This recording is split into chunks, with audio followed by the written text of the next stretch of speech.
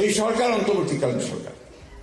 এই সরকারকে আমরা সমস্ত মানুষ যারা আন্দোলন করেছি, যারা এই ফ্যাসিস্ট সরকারকে তাড়াবার জন্য আন্দোলন করেছি, ছাত্ররা বুকে রক্ত দিয়েছে এবং আমরা রক্ত দিয়েছি, তারা সবাই মিলে এই সরকারকে আমরা দায়িত্ব দিয়েছি। এবং এই সরকারকে দায়িত্ব দিয়েছি যে তারা আমাদের জন্য একটা পরিবেশ তৈরি করবে, এই রাষ্ট্রকে মোটামুটি ভাবে একটা নির্বাচনমুখী করে নির্বাচন দিকে নিয়ে গিয়ে নতুন একটা রাষ্ট্র করার সুযোগ করে দেবে।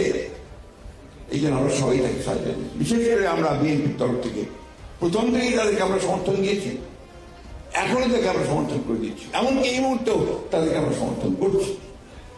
কারণ আমরা চাই যে তারা কাজগুলো শেষ করে তারা আমাদেরকে জনগণকে তাদের প্রতিনিধি নির্বাচন করার সুযোগ করে দিয়ে তাদের পার্লামেন্ট, তাদের সরকার তৈরি করার সুযোগ করে দেবে। কিন্তু যেন এই কথা বলেন যে রাজনৈতিক দলগুলো অন্তর্বর্তীকালীন সরকারকে ব্যর্থ করার জন্য কাজ করছে, এটা অত্যন্ত মারাত্মক একটা অভিযোগ। আমি তীব্রভাবে প্রতিবাদ করছি এবং আমি মনে করি যে এই ধরনের উক্তিটা প্রত্যাহার করা উচিত।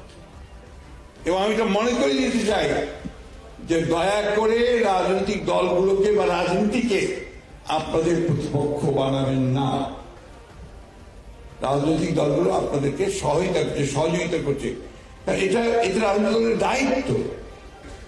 সেখানে আজকে যদি আপনি বলেন যে আমরা এটাকে ব্যর্থ করার চেষ্টা করছি, আমরা হাজারবার বলেছি, আমাদের চেয়ারম্যান বলেছেন, আমরা বলছি যে এই সরকার ব্যর্থ হওয়া মানে জনগণ ব্যর্থ হয়ে যাবে, আমরা ব্যর্থ হয়ে যাবো, তাই না?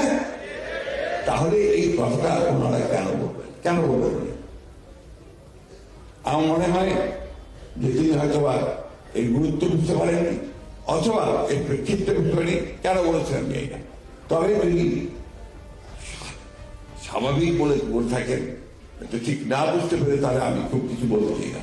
কিন্তু উনি জেনে শুনে বলেন, তাহলে আমি অবশ্যই এর তীব্র প্রতিবাদ ও নিন্দা জানাচ্ছি, প্রত্যাহার করার জন্য।